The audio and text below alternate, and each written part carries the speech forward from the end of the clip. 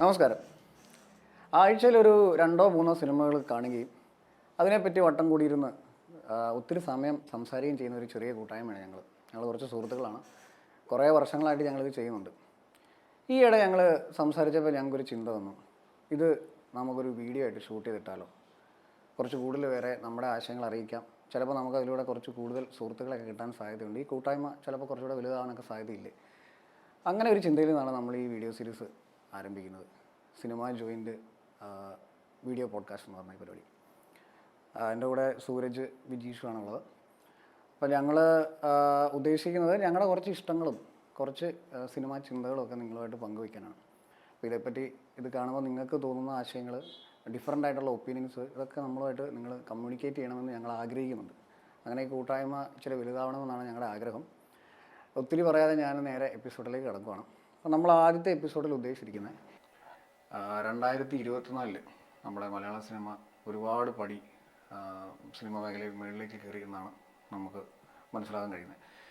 അതായത് ടെക്നിക്കൽ സൈഡിൽ, സിനിമയുടെ വിജയത്തിൻ്റെ കാര്യത്തിൽ, കാണിക്കുന്ന പ്രമേയങ്ങളുടെ കാര്യത്തിൽ, അങ്ങനെ ഒരുപാട് രീതിയിൽ ഒത്തിരി അഡ്വാൻസ്ഡ് ആയിട്ട് മുന്നേറി എന്ന് തോന്നുന്നു. ഇത് ഞങ്ങളുടെ ഒരു ചർച്ചയായിരുന്നു കുറച്ച് നാൾ മുമ്പുള്ള. അപ്പോൾ അതിൽ വന്ന കുറേ കാര്യങ്ങളുണ്ട്. അപ്പോൾ അതിൽ മെയിനായിട്ടും എൻ്റെ കൂടെയുള്ള വിജീഷ് പറഞ്ഞ ഒരു പ്രധാന പോയിൻ്റുണ്ട്. പണ്ടത്തെക്കാളും മലയാള സിനിമയ്ക്കുണ്ടായ ഒരു കുതിച്ചുചാട്ടത്തിൻ്റെ കുറച്ച് പോയിന്റുകൾ. അപ്പോൾ അത് വിജീഷ് തന്നെ പറഞ്ഞു തുടങ്ങുന്നതായിരിക്കും നല്ലത്. നമ്മളുടെ ഇൻഡസ്ട്രി എപ്പോഴും എന്താ പറയുക, കണ്ടന്റിന്റെ കാര്യത്തിൽ നമുക്കൊരിക്കലും ഒരു പുറകോട്ട് നമ്മളൊരിക്കലും വന്നിട്ടില്ല. കാരണം ലോകത്തുള്ള എല്ലാവരും നമ്മളുടെ സിനിമ കാണുമായിരുന്നു. കാരണം നമ്മൾ പറഞ്ഞുകൊണ്ടിരുന്ന വെച്ചത് നമ്മളുടെ കഥകളായിരുന്നു. അതായിരുന്നു അവരെ ഏറ്റവും കൂടുതൽ അവരുടെ ഇൻട്രസ്റ്റ് കൊണ്ടുവന്നിരുന്നത്. അപ്പൊ നമ്മൾക്ക് പല ലിമിറ്റേഷൻസ് ഉണ്ടായിരുന്നു, ബഡ്ജറ്റ് അങ്ങനെ കാര്യങ്ങളിലൊക്കെ. പക്ഷെ നമ്മൾ ടെക്നിക്കലിയോ അല്ലെ അങ്ങനത്തെ കാര്യങ്ങളിലൊന്നും നമ്മൾ ഒരിക്കലും പുറകിലോട്ട് പോയിട്ടില്ല. നമ്മളുടെ ആ ഒരു കൊച്ചു സംസ്ഥാനത്തില് നമ്മളുടെ കയ്യിലുള്ള ആ ഒരു ഡിപ്പാർട്ട്മെന്റ് വൈസ് എന്തൊക്കെ അതിന്റെ മാക്സിമം ഇതിലാണ് നമ്മൾ ഔട്ട് കൊടുത്തോണ്ടിരുന്നത്. നമ്മളുടെ നാട്ടിൽ നിന്ന് തന്നെ കുറെ വലിയ ടെക്നീഷ്യൻസ് പുറത്തേക്ക് പല ഇൻഡസ്ട്രിയിലും പോയിട്ട് പടങ്ങൾ ചെയ്തിട്ടുമുണ്ട്. അവിടുന്ന് ഇങ്ങോട്ട് വന്ന് ചെയ്തിട്ട് ആൾക്കാരും ഉണ്ട്. പക്ഷെ ഒരു കോവിഡ് ഒക്കെ വന്ന ആ ഒരു സമയമായപ്പോഴത്തേക്കും നമ്മൾ കുറച്ചും കൂടി എന്താ പറയാ, നമ്മളുടേതായുള്ള സിനിമകളിൽ വേറെ ജോണേഴ്സ് നമ്മളുടെ ആ ഒരു ചെറിയ ബഡ്ജറ്റ് പാരാമീറ്റേഴ്സ് വെച്ചിട്ട് നമ്മൾ ചെയ്യാൻ തുടങ്ങി. അപ്പൊ അങ്ങനെ നമ്മൾക്ക് ഇവിടുന്ന് പല ഇൻഡസ്ട്രികളും, അപ്പൊ ഈ നെറ്റ്ഫ്ലിക്സ് അങ്ങനത്തെ പ്രൈം പോലെയുള്ള OTT പ്ലാറ്റ്ഫോംസ് വന്നപ്പോ നമ്മളുടെ ഇൻഡസ്ട്രിയുടെ ഫേസ് ആയിട്ട് റെക്കഗ്നൈസ് ചെയ്ത കുറെ ആക്ടേഴ്സ് വരെ ഉണ്ടായി. ഇപ്പൊ ഫഹദിന്റെ ഒരു പടം ഇപ്പൊ ഇറങ്ങാന്ന് പറഞ്ഞാല് അത് എല്ലാരും കണ്ടോണ്ടിരിക്കുന്നതാണ്. ലൈക്ക് അവര് ഉറ്റുനോക്കണേണ് ഫഹദിന്റെ അടുത്തൊരു പടം എന്താണ്. അതുപോലെ തന്നെ ഇപ്പൊ ടോവിനോ തോമസ് മിന്നൽ മുരളി ചെയ്തപ്പോ അവൻ ബേസിൽ ചെയ്തതെന്ന് പറഞ്ഞാല് നമ്മുടെ നാട്ടില് ഒരു സൂപ്പർ ഹീറോ വന്നാൽ നമ്മുടെ നാടിന്റെ ആ അറ്റ്മോസ്ഫിയറും ജിയോഗ്രഫിയും വെച്ചിട്ട് ഒരു പടമായിരുന്നു അത്. അതായിരുന്നു അതിന്റെ അത്രയും സക്സസ് ആയിട്ട് പോയത്. പിന്നെ ലിജു ജോസ് ആ സമയത്ത് ജല്ലിക്കെട്ട് ചെയ്തു. അപ്പൊ അതൊക്കെ പല പല ടെക്നീഷ്യൻസും ആക്ടേഴ്സ് ഒക്കെ ആയിട്ട് നമ്മൾ ഫേസ് ചെയ്തുകൊണ്ടിരുന്നപ്പോ അപ്പൊ നമ്മൾക്ക് എക്സ്പോഷർ കൂടി. അതാണ് മെയിൻ കാര്യം. അതേപോലെ അതായത് നമ്മളുടെ നാടിന്റെ കഥ പറയുമ്പോ അവരൊരിക്കലും ഇത് ഇങ്ങനെ എന്നവര് ചോദിച്ചില്ല. ഇതിങ്ങനെ ഓക്കെ ഇത് നമ്മളുടേതായിട്ടുള്ള രീതിയിൽ എടുത്തപ്പോ അവരത് ആക്സെപ്റ്റ് ചെയ്തു. അങ്ങനെ തന്നെ. അപ്പൊ നമുക്ക് എക്സ്പോഷർ കൂടി, നമുക്ക് ധൈര്യം വന്നു. എന്താ പറയാ, കുറച്ചും കൂടെ ബഡ്ജറ്റ് രീതിയിൽ ചെയ്യാം. ആൾക്കാർ നമുക്ക് തിയേറ്റേഴ്സ് റിലീസിങ് തരാൻ തുടങ്ങി. അതായത് പണ്ടത്തേനേക്കാളും കൂടുതൽ ഷോസ് തരാനും കാര്യങ്ങളും പ്രൊഡ്യൂസേഴ്സും കാര്യങ്ങളൊക്കെ തയ്യാറെടുത്തു. അപ്പൊ അങ്ങനെ വരുമ്പോ 2024 നമുക്കൊരു ശരിക്കും പറഞ്ഞ ഒരു നല്ലൊരു കൊല്ലമായിരുന്നു. കാരണം സക്സസ് ഉണ്ട് പടങ്ങൾക്ക്, ബ്ലോക്ക് ബസ്റ്റർ ഫിലിംസും എല്ലാ ഇതിലും ഉണ്ട്. പക്ഷെ നമ്മള് എക്സ്പെരിമെന്റൽ ഫിലിംസ് ആണ് ശരിക്കും ചെയ്തത്. ഞാൻ എക്സ്പെരിമെന്റൽ ഉദ്ദേശിച്ചെന്ന് പറഞ്ഞാല് നമുക്കൊരു 3D സിനിമ ഉണ്ട്, ARM എന്ന് പറഞ്ഞിട്ട് ഒരു പക്ക ഒരു ബിഗ് ബഡ്ജറ്റ്, ഒരു പാൻ സ്കെയിൽ, ഒരു പാൻ ഇന്ത്യൻ എന്ന് പറയുന്ന ഇപ്പൊ ഒരു വളരെ കോമൺ ആയിട്ടുള്ള ഒരു വേർഡ് വെച്ചിട്ട് പാൻ ഇന്ത്യൻ ഒരു സിനിമ ഒത്തിരി ഉണ്ടായി. അപ്പൊ ARM ആ ARM എന്ന് പറയുന്ന ഒരു ജോഗ്രഫിയിൽ പറയുന്ന ആ നാടിന്റെ ഒരു കഥ, അവിടുത്തെ ഒരു കള്ളന്റെ അങ്ങനത്തെ ഒരു മിത്തോളജി, ഒരു ഫാന്റസി എലമെന്റ് ഒക്കെ വെച്ചിട്ട് അത് അങ്ങനെ തന്നെ ആക്സെപ്റ്റ് ചെയ്തു. എല്ലാവരും ആ പടം ആക്സെപ്റ്റ് ചെയ്തു. പിന്നെ ആട്ടം ഉണ്ട്, കഴിഞ്ഞ കൊല്ലം ഫെസ്റ്റിനൊക്കെ ഇറങ്ങിയ പടമാണ് അത്. ഒരു ചെറിയ ഈ പണ്ടത്തെ മറ്റേ 12 ആംഗ്രി മെൻ എന്നൊക്കെ പറയണ പോലെ ഒരു കുറച്ച് ആൾക്കാരെ വെച്ചിട്ട് ഒരു എക്സ്ട്രീംലി റൂട്ടഡ് ആയിട്ടുള്ള ഒരു കുഞ്ഞു സ്പേസിൽ നല്ല ചർച്ചാ വിഷയമായിട്ടുള്ള സംസാരിച്ചൊരു പടമായിരുന്നു ആട്ടം. അത് ജനുവരിയിലെങ്ങാണ്ട് ഇറങ്ങിയ ആട്ടം. പിന്നെ അത് കഴിഞ്ഞിട്ട് മഞ്ഞുമൽ ബോയ്സ് ഉണ്ടായി. മഞ്ഞുമൽ ബോയ്സ് ഞാൻ പറയണെങ്കിൽ എനിക്ക് ഭയങ്കര പ്രൗഡായിട്ട് തോന്നിയൊരു ഫിലിമാണ്. കാരണം ആ ഫിലിം എല്ലാ ഡിപ്പാർട്ട്മെന്റും, അതിന്റെ സിനിമാറ്റോഗ്രഫി ആവട്ടെ, അതിന്റെ പ്രൊഡക്ഷൻ ഡിസൈൻ, അതിനെപ്പറ്റി എല്ലാവരും നല്ല രീതിയിൽ പറഞ്ഞു. കാരണം അത്രയും ഗംഭീര വർക്കാണ് പുള്ളി ചെയ്തു വെച്ചത്, അജയൻ ചെലിശ്ശേരി അല്ലേ. പക്ഷെ അതേപോലെ തന്നെ അതിന്റെ മ്യൂസിക്കും സൗണ്ട് ഡിസൈനും എനിക്ക് ഭയങ്കരമായിട്ട് തോന്നി. കാരണം ഞാൻ തിയേറ്ററിൽ അത് കണ്ടപ്പോൾ അതിൽ കൊടുത്തേക്കുന്ന ആ ഒരു സൗണ്ട് ഡിസൈനിങ്ങിനുള്ളൊരു ഇമ്പോർട്ടൻസ് എല്ലാ ഡിപ്പാർട്ട്മെന്റും ചെയ്ത പോലെ അതെനിക്ക് ഭയങ്കര എനിക്ക് ഒരു പ്രൗഡ് ഫീലിംഗ് ആയിരുന്നു. അത് പല പുറത്തുള്ള ഇന്റർവ്യൂസിലും അത് ചർച്ചാ വിഷയം കൂടി ആയിരുന്നത്. അപ്പൊ അങ്ങനെ മഞ്ഞുമൽ ബോയ്സ് ഉണ്ട്, അത് ഭയങ്കര സക്സസ് ആയിരുന്നു. പറയുന്നുണ്ട് ഈ സിനിമ തിയേറ്ററിൽ ഭയങ്കര ഇമ്പാക്ട് ആയിരുന്നു. ഭയങ്കര അതിന്റെ കാരണം അറിഞ്ഞോ അറിയാതെ ഈ സൗണ്ട് ഡിസൈനിന്റെ ഒരു ഫാക്ടർ ചിലർ അറിയുന്നില്ല, അതുകൊണ്ടാണ്. പക്ഷെ എല്ലാരും ആ ഒരു തമിഴ് പാട്ട് ചെയ്തത് ആ ഒരു ബൂസ്റ്റ് നമുക്ക് തമിഴ്നാട്ടിൽ അത് പറഞ്ഞപ്പോ നമുക്ക് തമിഴ്നാട്ടിൽ കുറെ റിലീസ് സെന്റർ ഉണ്ടാവാൻ ഭയങ്കര കൂടുതലായിരുന്നു. കുറെ പേര് മലയാള സിനിമ തമിഴ്നാട്ടിൽ നിന്ന് കുറച്ച് കൂടുതൽ ഫാൻസ് ഉണ്ടാവാൻ ഗുണാന്ന് പറഞ്ഞ ഇളയരാജയുടെ കമ്പോസിഷൻ സോങ് ഉള്ള. അപ്പൊ ഞാൻ പറഞ്ഞു, അപ്പൊ ടെക്നിക്കലി ഭയങ്കര അപ്സ്കെയിൽ ചെയ്ത പടം. പിന്നെ നമുക്ക് ഒരു എന്താ പറയാ ഒരു സൈഫൈ പടം ഉണ്ടായി, മോക്യുമെന്ററി സ്റ്റൈൽ. എനിക്ക് തോന്നുന്നു ഇന്ത്യയിൽ അങ്ങനത്തെ ഫിലിംസ് വളരെ ചുരുക്കം മോക്യുമെന്ററി ഒരു സൈഫൈ ഒരു ഇത് വെച്ചിട്ട്. അതായത് കേരളം എന്ന് പറയുന്ന ഒരു സംസ്ഥാനത്ത് ഒരു എന്താ പറയാ ഒരു അപ്പോക്കലിപ്റ്റിക് വന്നാൽ എങ്ങനെ ഉണ്ടാവും, നമ്മൾക്ക് ഉണ്ടാവുന്ന പ്രശ്നങ്ങളും, അതായത് നമ്മൾക്കുണ്ടാവുന്ന ചെറിയ ചെറിയ പ്രശ്നങ്ങൾ, അതായത് കഴിക്കാൻ ഭക്ഷണം, കഞ്ഞി, അങ്ങനത്തെ അവര് ചർച്ചാ വിഷയമായിട്ട് വരുന്ന ഭയങ്കര സിമ്പിൾ ആയിട്ടുള്ള കാര്യങ്ങൾ. പക്ഷെ അവര് പറഞ്ഞ ആ റിലേറ്റ് ചെയ്തിട്ടുള്ള കറന്റ് സിനാരിയോ, ആ പൊളിറ്റിക്സ് കാര്യങ്ങളൊക്കെ എല്ലാം ഒരു സർക്കാസ്റ്റിക് പരിപാടിയിലാണ് അവർ പിടിച്ചത്. അത് സക്സസ് ആയിരുന്നു. നല്ല ക്വാളിറ്റിയിൽ അത് ചെയ്തു. ഒരു ഫൗണ്ട് ഫുട്ടേജ് സ്റ്റൈലില് ഒരുപാട് സ്ഥലത്ത് ചർച്ചാ വിഷയമായിട്ടുണ്ടായിരുന്നു പടം. നല്ല ഫിലിമായിരുന്നു അത്.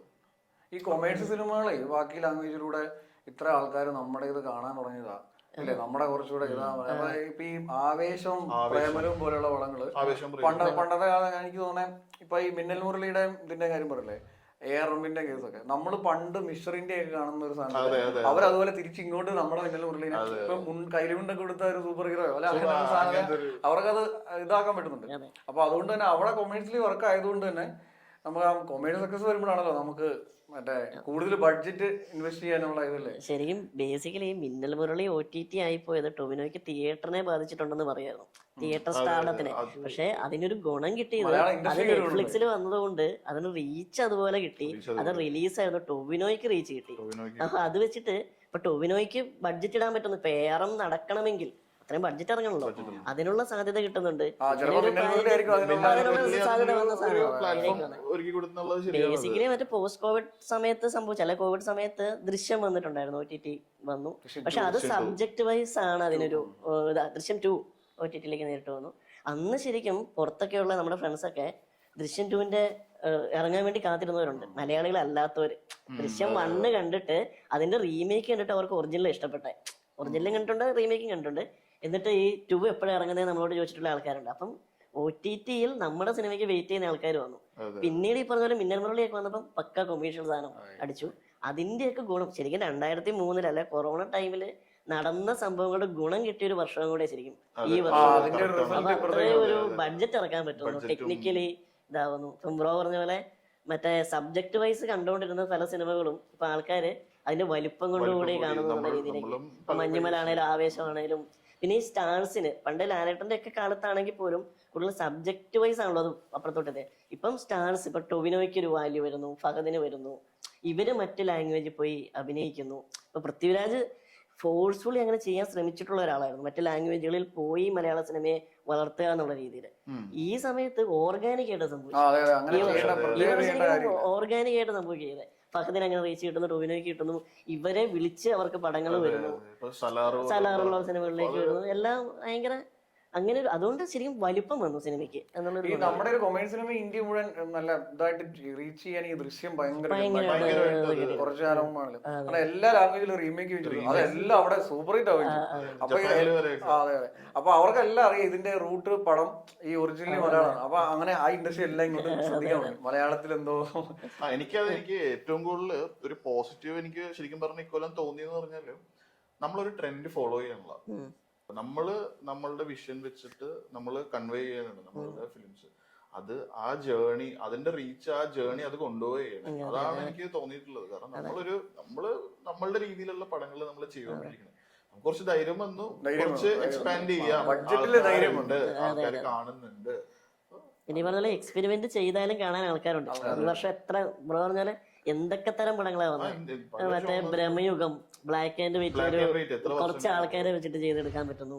അത് നല്ല റീച്ച് കിട്ടുന്നു, ചർച്ച ചെയ്യപ്പെടുന്നു. അല്ലാതെ ഒരു ഓഫ് ബീറ്റ് പരിപാടിയിലേക്കല്ലല്ലോ അത്. ബ്രഹ്മയുഗത്തിന്റെ കേസ് നോക്കിയാലേ നമ്മൾ പറയുമ്പോ അത് ഇറങ്ങിയ സമയത്തൊക്കെ ഈ പറയുന്ന പോലെ ഓഫ് ബീറ്റ് പടം അല്ലെങ്കിൽ സീരീസ് അങ്ങനെ. പക്ഷെ പിന്നീട് ഈ ഇൻസ്റ്റാഗ്രാമിൽ സോഷ്യൽ മീഡിയയിലൊക്കെ ഇതിന്റെ എല്ലാം ട്രോളുകള്, ഇതിന്റെ സ്പൂഫുകള്, സ്റ്റേജ് ഷോകളിലൊക്കെ വരുന്നു. അതെന്ന് പറഞ്ഞാൽ അത് ഭയങ്കര ജനകീയമായി. അപ്പൊ അങ്ങനത്തെ ഒരു പടങ്ങള് ഈ ജനകീയമാകുന്ന പറഞ്ഞാൽ അത് ഒരു ഇൻഡസ്ട്രിയുടെ ഭയങ്കര ഹെൽത്ത്. ആട്ടം സിനിമയുടെ കേസും അങ്ങനെ. മമ്മൂട്ടി പറഞ്ഞൊരു ആളത് ആ ഒരു റോള് ബാക്കപ്പ് ചെയ്യാന്നൊക്കെ പറഞ്ഞാൽ ഭയങ്കര ഒരു ഇതായിട്ട് തോന്നുന്നു. അത് ഇൻഡസ്ട്രിക്ക് ഭയങ്കര ഗുണം ചെയ്തു. പറഞ്ഞ പോലെ പറഞ്ഞ ഏറ്റവും കൂടുതൽ ഡിഫറെന്റ് ആയിട്ടുള്ള നമ്മളിപ്പോ പറയണ ഒരു വർഷത്തെ പടങ്ങൾ മാത്രമാണ്. എന്നിട്ട് പോലും എത്ര ടൈപ്പ് ഓഫ് ജോളർ ഈ സയൻഫി പടം പറഞ്ഞു അല്ലെ. നമ്മളുടെ ഇത്രയും കൊല്ലമായിട്ട് ബ്ലസ്സിയും പൃഥ്വിരാജും തമ്മിലുള്ള ആടുജീവിതം ഭയങ്കര പറയേണ്ട കാര്യം. റഹ്മാനെ നമ്മള് തിരിച്ചിങ്ങോട്ട് കൊണ്ടുപോകുന്നു. അത് എല്ലാ ലാംഗ്വേജിലും ശ്രദ്ധിക്കപ്പെട്ടു. അപ്പൊ ഇപ്പൊ നമുക്ക് പറ്റിയല്ലാത്ത കാര്യങ്ങള് ഇല്ല എന്ന് നമുക്ക് പറയാം. ചെറിയ അല്ലെ കുറഞ്ഞു വരുന്നു. പിന്നെ വ്യത്യസ്തമായ ഒരു പടമായിരുന്നു ഈ പറയുന്ന നമ്മുടെ ഒരു ടൈം ലൂപ്പ് സിനിമ ഇറങ്ങിയില്ലേ, പുഷ്പക വിമാനം. അതുപോലെ വെറൈറ്റി പടങ്ങൾ അങ്ങനെ കുറച്ച് ഉണ്ടായിട്ടുണ്ട്. അതായത് ഇനിയിപ്പോ 3D നമ്മുടെ അതെനിക്ക് വേണേ 10-30 വർഷത്തിന് ശേഷം അങ്ങനെ ഒരു പടം വേറെ ഏതെങ്കിലും ലാംഗ്വേജ് പടം അങ്ങനെ ഉണ്ടായിട്ടുണ്ടോ? ഈ മഴയിൽ പിടിച്ചതിന് ശേഷം എല്ലാം 2D എടുത്തിട്ട് 3Dയിൽ തന്നെ എടുത്ത് അത് ടെക്നിക്കലി എന്തോ വേറെന്തോ അഡ്വാൻസ് ആയിട്ടുള്ള വേറെന്തോ ക്യാമറ തന്നെയാണ് അവരെ ചെയ്യുന്നത്. അത് അത്രയും വർഷത്തിന് ശേഷം ഇപ്പം അന്ന് വന്നത് മലയാളത്തിൽ തന്നെയാണ്. അതെ അതെ. ഇന്ന് ഇത്രയും വർഷത്തിന് ശേഷം വീണ്ടും അത് മലയാളം തന്നെ ആയിരുന്നു. അത് ഈ വർഷത്തെ പടത്തിന്റെ കൂടെ തന്നെ പറയേണ്ടത്. ഡയറക്റ്റ് ചെയ്യുന്നു. അങ്ങനെ 2024 ഒത്തിരി ഭയങ്കര. പിന്നെ പറഞ്ഞ പോലെ ജനുവരി ഫെബ്രുവരി എന്ന് പറയുന്നത് ഭയങ്കര തിയേറ്റർ ഹിറ്റും അല്ലായിരുന്നോ? 200 കോടി മലയാളം അങ്ങനെ റീച്ച് ചെയ്യുന്നൊക്കെ പറയുമ്പോ ഭയങ്കര കോൺഫിഡൻസ് ആണ് വരുന്നത്. ആൾക്കാരൊക്കെ ഈ മറ്റേ പുറത്തുള്ള ഈ പ്രഭാസിന്റെയോ അല്ലെങ്കിൽ തെലുങ്ക് അങ്ങനത്തെ ബാക്കി സൗത്ത് ഇന്ത്യൻ ഫിലിംസ് സംസാരിക്കുന്നത്. സൗത്ത് ഇന്ത്യ എന്ന് പറഞ്ഞാൽ അവരാണല്ലോ ഈ മാസ് എന്ന് പറയുന്നതിന്റെ ഫേസ് അവരാണ്. നമ്മളൊരിക്കലും അങ്ങനെ ഒരു അല്ലെങ്കിൽ ഒരു വലിയ ഒരു ക്യാൻവാസ് നമ്മൾ ചിന്തിക്കുന്നില്ല. പക്ഷെ ഇപ്പോഴും ആൾക്കാർ ഇതിനൊക്കെ ഈ പ്രേമലു മറ്റേ മഞ്ഞുമല് ബ്രഹ്മയുഗം അപ്പോഴും ഈ ഒരു സംസാരം വന്നു തുടങ്ങി. ഈ പയ്യെ കോടി അത് കോടി ക്ലബ്ബ് നമുക്കത് അച്ചീവ് ചെയ്യാൻ പറ്റി. ആവേശം വ്യൂവർ അത് നമ്മള് അത് അതിനെപ്പറ്റി കോൺഷ്യസ് ആവണമെന്നില്ല. പക്ഷെ എന്നാൽ പോലും അത് നമ്മളൊരു സക്സസ് തന്നെയാണ്. കാരണം 100 കോടിക്ക് മുകളിലുണ്ട് 4-5 സിനിമ ഒരു വർഷം നമ്മുടെ ഇൻഡസ്ട്രിയിൽ ഉണ്ടായി. പണ്ടൊക്കെ നമ്മൾ സിനിമ കാണാൻ പോകുമ്പോഴേ ഈ 50 കോടി ഉള്ള പടമൊക്കെ മലയാളത്തിലൊക്കെ എന്ത് ചെയ്യാൻ പറ്റും അങ്ങനെയൊക്കെ നമ്മൾ ചിന്തിച്ചിട്ടുള്ള സമയമുണ്ട്. 100 കോടിയുടെ 5 പടം ഒരു വർഷം വന്നെന്നൊക്കെ പറഞ്ഞാൽ ഭയങ്കര. പിന്നെ പണ്ട് നമ്മളെപ്പോഴും ചർച്ച ചെയ്യുന്നത് ഇപ്പം 365 ദിവസം ഓടി ഡേയ്സ് അങ്ങനെ ഡേയ്സ് പറയാൻ പറ്റില്ല. കാരണം ഇത്ര ദിവസം കഴിഞ്ഞാൽ OTT റിലീസ് ചെയ്യണം. അപ്പം ഇപ്പൊ ഈ പറഞ്ഞ കോടികൾ അടിക്കണമെങ്കിൽ വൈഡ് റിലീസ് കിട്ടണം. മറ്റ് ലാംഗ്വേജുകളിൽ ഇപ്പോൾ റിലീസ് ചെയ്യാൻ പറ്റുന്നു, മറ്റ് രാജ്യങ്ങളിൽ റിലീസ് വരുന്നു. പലതും ഇപ്പൊ ഒരുമിച്ചാണല്ലോ റിലീസ് വരുന്നത്, നാട്ടിൽ റിലീസ് ചെയ്യുമ്പോൾ തന്നെ. അപ്പൊ ഈ ചെറിയ ടൈമിലാണ് ഈ പറയുന്ന വലിയ കോടികളിലേക്ക് എത്തുന്നത്. അത് വലിയൊരു മാറ്റമാണ്. അപ്പൊ ഇനി സിനിമ കൊമേഴ്സ്യൽ സിനിമകളെ പറ്റി പറയുമ്പോഴേ നമുക്കൊരു ഏറ്റവും ഇഷ്ടപ്പെട്ട ഒരു ഈ വർഷത്തെ കുറച്ച് സിനിമകളൊന്നും ആലോചിച്ചാലോ? അങ്ങനെ ആലോചിക്കും. ഞാൻ ബേസിക്കലി എന്റെ മാത്രം നേച്ചറായിരിക്കും. ഇപ്പൊ തിയേറ്ററിൽ പോകുന്നത് സിനിമ എൻജോയ് ചെയ്യാൻ വേണ്ടി തന്നെ, അതായത് ഇഷ്ടപ്പെടണമെന്ന് ആഗ്രഹിച്ചാണ് സിനിമയ്ക്ക് പോകുന്നത്. ആ രീതിയിലാണ് സത്യം പറഞ്ഞാൽ നമ്മളെ കാശ് കൊടുത്തിട്ട് കാണുന്നതല്ലേ എന്നുള്ള പോലെയാണല്ലോ. വണ്ടി ഓടിച്ച് പോകുന്നു, ടിക്കറ്റിന് പൈസ കൊടുക്കുന്നു, കഷ്ടപ്പെട്ട് എത്തി കാണുമ്പോൾ ഇഷ്ടപ്പെടണം എന്തെങ്കിലും ഉണ്ട്. അപ്പം സംഭവം എന്ന് വെച്ചാൽ ഞാൻ തിയേറ്ററിൽ കണ്ട ഒരു 90% സിനിമകൾ എനിക്ക് ഇഷ്ടപ്പെടും. അതങ്ങനെയാണ് ഇത് സെറ്റപ്പ് എന്നുള്ള രീതിയിൽ എടുക്കുന്നത്. എങ്ങനെയാലും ഇഷ്ടപ്പെട്ടേ പറ്റൂ, എന്റെ പൈസ പിന്നെ വേറൊരു കേസ് എങ്ങനെയാ വെച്ചാൽ, ഇപ്പൊ നമ്മള് ബ്ലൈൻഡ് ആയിട്ടല്ലല്ലോ സിനിമയ്ക്ക് പോകുന്നത്. അപ്പൊ ഒരു പോസ്റ്റർ കാണുന്നു, പോസ്റ്റർ കാണുമ്പോൾ നമുക്കൊരു വിചാരം ഉണ്ടാവും, നമുക്ക് ചിലപ്പോൾ ഇത് ഇഷ്ടപ്പെടുവായിരിക്കും, അല്ലെങ്കിൽ ഇത് ഇന്ന ജോണറാണ് എന്നൊക്കെ മനസ്സിലാവുന്നു. ട്രെയിലർ കാണുന്നു, ചിലപ്പോൾ റിവ്യൂസ് കാണുന്നു, മിക്കതും റിവ്യൂ കാണാതെ കാണാൻ ശ്രമിക്കും, എന്നാൽ പോലും ചിലപ്പോൾ കണ്ടുപോകും. അപ്പൊ നമുക്ക് വർക്കാകുമെന്ന് തോന്നുന്ന സിനിമകളെ കാണുന്നത്. പിന്നെ ആ ജോണർ അറിഞ്ഞിട്ടുമാണ് കാണുന്നത്. ഇപ്പൊ ലെവൽ ക്രോസ് കാണുന്ന രീതിയിലായിരിക്കില്ല ഞാൻ ആവേശം കാണാൻ പോകുന്നത്. കൃത്യം നമുക്ക് ഐഡിയ ഉണ്ട്. അപ്പൊ അവിടെ ചെല്ലുമ്പോൾ നിരാശപ്പെടുത്താനുള്ള സാധ്യത കുറവാണ്. അപ്പൊ ആട്ടം തിയേറ്ററിൽ കാണുമ്പോൾ എനിക്കറിയാം ആ ഒരു രീതിയിലുള്ള സിനിമയാണ്, എനിക്കത് ഇഷ്ടപ്പെടുന്നുണ്ട്. പക്ഷെ അവിടെ ഞാൻ ആവേശം പ്രതീക്ഷിച്ച് അത് വർക്കാവില്ല. അപ്പൊ അങ്ങനെ കാണുന്നതുകൊണ്ട് തന്നെ എൻ്റെ ഒരു രീതിയിൽ എനിക്ക് ഒരുമാതിരിപ്പെട്ട സിനിമകളൊക്കെ വർക്കാവും എന്നുള്ള രീതിയിൽ. പിന്നെ ബേസിക്കലി കൊമേഴ്ഷ്യലി ചിന്തിക്കാറുണ്ട്, ഈ സിനിമ എങ്ങനെയാണ് ആൾക്കാരിലേക്ക് ഇഷ്ടപ്പെടുന്നത്. അപ്പൊ അതിൽ നിന്ന് മാറി നിൽക്കരുത് എന്ന് ആഗ്രഹിക്കുന്ന ഒരാളും കൂടെ ഞാൻ. കൊമേഴ്ഷ്യലി വർക്കാവുന്ന സിനിമകൾ എനിക്ക് ഇഷ്ടപ്പെട്ടില്ലെങ്കിൽ അത് എന്തുകൊണ്ടാണെന്ന് ചിന്തിക്കാൻ, അല്ലാതെ സിനിമയ്ക്ക് എന്ത് പറ്റി എന്നുള്ളതല്ല കൂടുതലും ചിന്തയിലേക്ക് വരുന്നത്. അപ്പം ബേസിക്കലി പറഞ്ഞാല് ഈ വർഷം ആദ്യം ഇറങ്ങിയപ്പം ആട്ടം ഇഷ്ടപ്പെട്ടു, മഞ്ഞുമ്മല് വർഷങ്ങൾക്ക് ശേഷം ട്രോൾ ചെയ്യപ്പെടുന്നുണ്ടെങ്കിലും അന്ന് തിയേറ്ററിൽ കണ്ടപ്പോൾ എനിക്ക് ഇഷ്ടപ്പെട്ട സിനിമയാണ്. അന്ന് എനിക്കതിൽ സിനിമ 50-60 കോടി കളക്ട് ചെയ്ത സിനിമയാണ്. അതുകൊണ്ട് തന്നെ അതിന്റെ അർത്ഥം അത്രയും മനുഷ്യർക്ക് ഇഷ്ടപ്പെട്ടത് തന്നെയാണ്. ഞാൻ ഒറ്റപ്പെട്ടു പോകില്ല. ഒരു വിനീത് ശ്രീനിവാസൻ ചിത്രം എന്താണ്? അതെ, നല്ല ഇനീഷ്യൽ ഉണ്ടായിരുന്നു. ഞാൻ എന്താണോ അതിൽ നിന്ന് പ്രതീക്ഷ അതൊക്കെ തന്നെയാണ് കിട്ടിയത്. പിന്നെ ഈ പറഞ്ഞാൽ ചിലപ്പം ഇപ്പൊ ഞാൻ പിന്നീട് ചിന്തിക്കുമ്പോൾ, ഈ ട്രോളൊക്കെ വന്നു കഴിഞ്ഞ് ചിന്തിക്കുമ്പോൾ നമുക്ക് പേഴ്സണലി കണക്ട് ചെയ്യുന്നത്, അത് നമുക്ക് മാത്രമായിട്ട് പേഴ്സണലി കണക്ട് ചെയ്യുന്ന ചില സാധനങ്ങളും അതിനകത്ത് ഉണ്ടായിരുന്നു. ചിലപ്പോൾ അതായിരിക്കാം എന്നെ കൂടുതൽ ഇഷ്ടപ്പെടുത്തിയത്. പിന്നെ ഈ പറഞ്ഞ പോലെ ആ വേഷത്തിനെയൊക്കെ ട്രോൾ ചെയ്യപ്പെടുന്നുണ്ടല്ലോ, സിനിമ കണ്ടുകൊണ്ടിരിക്കുമ്പോൾ അതൊക്കെ ഫണ്ണായിട്ടാണ് സിനിമയിലും വന്നിരിക്കുന്നത്. ആ ക്യാരക്ടേഴ്സ്, പ്രായമായ ക്യാരക്ടറൊക്കെ വരുമ്പോൾ. അപ്പൊ അതുകൊണ്ട് ആ ഒരു ടോണിൽ അങ്ങോട്ട് പോയി. മറ്റു കാര്യങ്ങളൊന്നും തിയേറ്ററിൽ നിന്ന് കാണുമ്പോൾ ശ്രദ്ധിക്കുന്നില്ല. പിന്നെ OTT കാണുമ്പോൾ പ്രശ്നമുണ്ട്. പക്ഷെ അന്നേരം ആ വേറൊരു മൂഡിലാണ് കാണുന്നത്.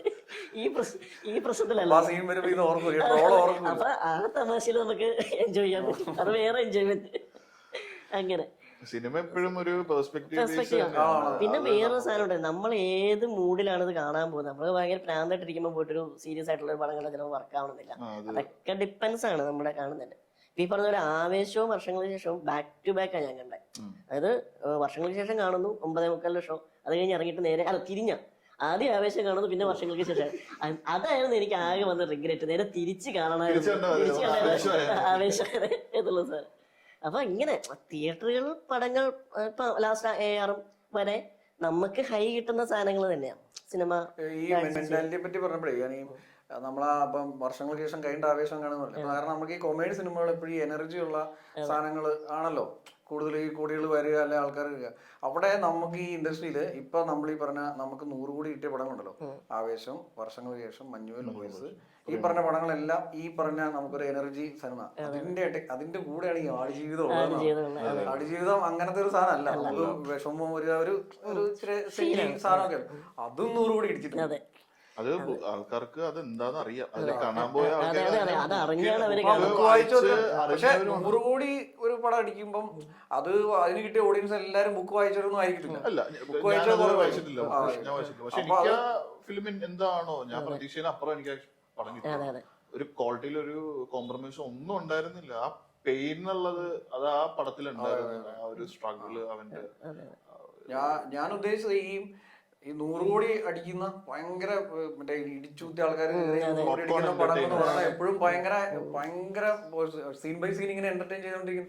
അതിനും നമുക്കൊരു ഇത് വന്നെന്നാ പറഞ്ഞത്.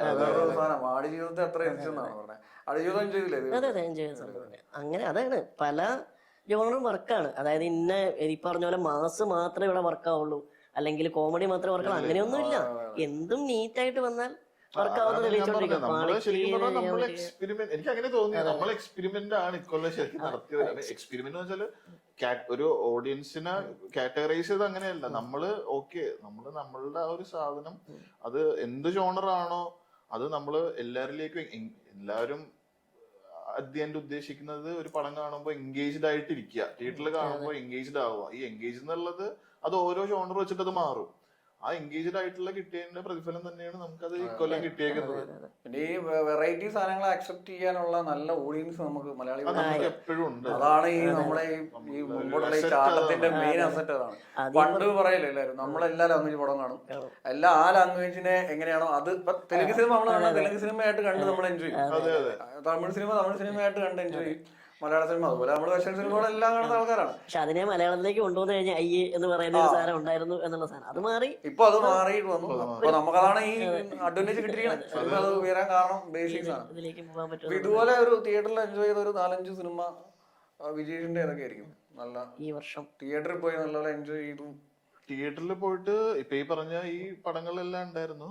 ലാംഗ്വേജ് നോക്കണ്ട, വേറെ ലാംഗ്വേജും എനിക്ക് ഇക്കൊല്ലം ഞാൻ ഭയങ്കരമായിട്ട് ഇപ്പൊ നമ്മളെപ്പോഴും പറയുമല്ലോ, നമ്മളെ ഇൻസ്പയർ ചെയ്തിട്ടുള്ള പടങ്ങൾ എന്ന് പറയുമ്പോൾ നമ്മളെപ്പോഴും കുറെ നമ്മൾ കണ്ട് ആ ഒരു സിനിമ എന്നുള്ളത് സ്റ്റാർട്ട് ചെയ്ത സമയത്തുള്ള പടങ്ങളായിരുന്നു. എനിക്ക് അതില് ഇക്കൊല്ലം ഇറങ്ങിയതില് ചാലഞ്ചസ് എന്ന് പറഞ്ഞിട്ടൊരു ഇംഗ്ലീഷ് ഫിലിം, അത് എന്നെ ഭയങ്കരമായിട്ട് ഇൻസ്പയർ ചെയ്തു.